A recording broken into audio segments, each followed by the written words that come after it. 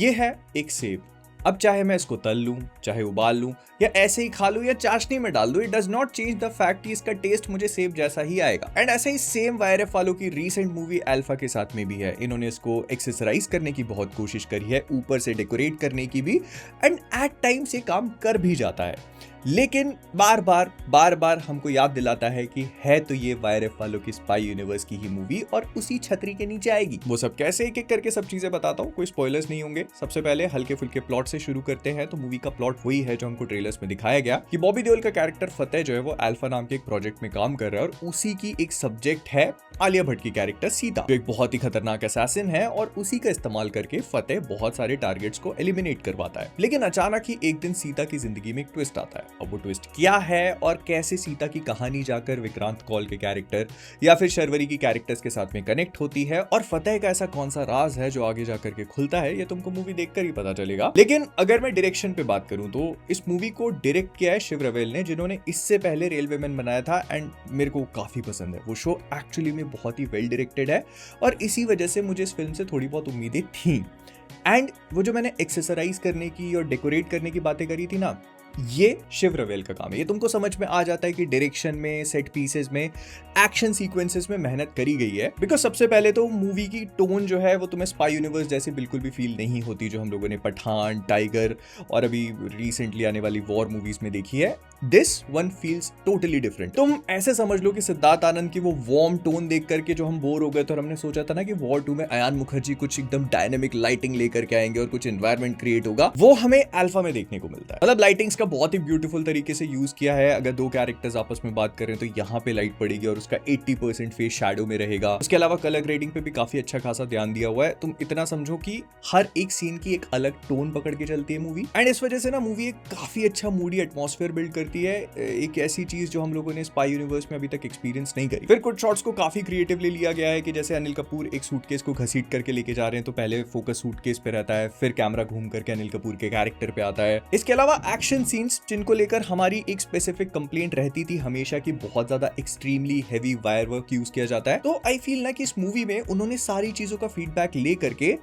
Up to some extent उसको resolve करने की कोशिश करी है। और अप टू मैंने इसीलिए कहा क्योंकि मूवी का एक्शन एक्चुअली में अच्छा फील होता है, लेकिन टुकड़ों में। मतलब जहां पर आलिया भट्ट और शर्वरी वाली एक्शन सीक्वेंस है वो बहुत अच्छे से करी हुई है। उसके बाद एक छोटा सा माइनर स्पॉइलर है यहाँ पर, अगर तुम लोगों ने ट्रेलर भी नहीं देखा है तो मूवी में एक कैमियो है और उसके आसपास जो पूरी एक्शन सीक्वेंस बिल्ड करी है वो देखने लायक है। अब तुम ये समझना कि मेरा एक्सपेक्टेशंस का दायरा स्पाई यूनिवर्स के बाहर का नहीं है। मैं बस जो भी हम लोगों ने स्पाई यूनिवर्स में एक्शन देखा है वही सेम चीज एक्सपेक्ट करके गया था। तो ये वाली सीक्वेंस को तुम पठान में टाइगर का जो कैमियो था ना, वो ट्रेन वाला scene, imagine that but better, क्योंकि इसमें तुम वो स्पेशल कैरेक्टर का फेस देख सकते हो। और ये सीक्वेंस ना, कैरेक्टर्स बीच में खड़े हुए हैं, फाइट कर रहे हैं, कैमरा उनके आसपास घूम रहा है, it kind of feels like a single take, although वो है नहीं, लेकिन तुमको कट्स विजिबल नहीं है, जो बताता है अपने आप में कि काफी मेहनत करी गई है and it looks good visually. But फिर आते हैं कुछ ऐसे एक्शन सीन्स जिनको देखकर तुमको वापस याद आता है कि नहीं हम वायरएफ की स्पाई यूनिवर्स मूवी ही देख रहे हैं। एंड वो जो मैंने फीडबैक वाली बात करी थी ना, हम लोग हमेशा कहते थे कि वायरएफ की जो स्पाई यूनिवर्स मूवीज हैं उनमें वायर वर्क का काफी एक्सटेंसिव यूज होता है, तो इस मूवी में भी wire work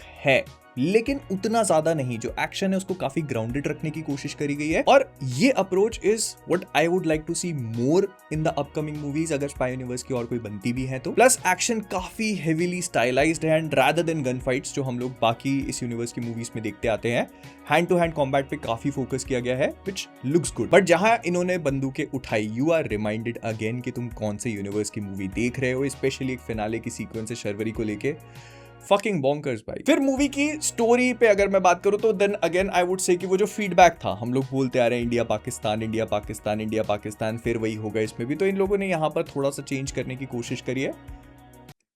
minor spoiler, although एक चीज दिखाते हैं मूवी में जो काफी आयरॉनिकल है और मुझे फनी भी फील हुई, सच बताऊं। एंड मैं बोलूंगा कि वो जो इन लोगों ने बिल्ड किया है ना, वो काफी हिट एंड मिस है। मतलब हर किसी के साथ शायद रेजोनेट ना करे, मजेदार है, लेकिन मैं I would say it was something interesting. But अगर मैं ओवरऑल स्टोरी की बात करूं तो मूवी अपने आप को बहुत ओवर कॉम्प्लिकेट नहीं करती है, कुछ कैरेक्टर्स और उनके एलिमेंट्स और उनके कनेक्शंस के साथ में प्ले करती है बस।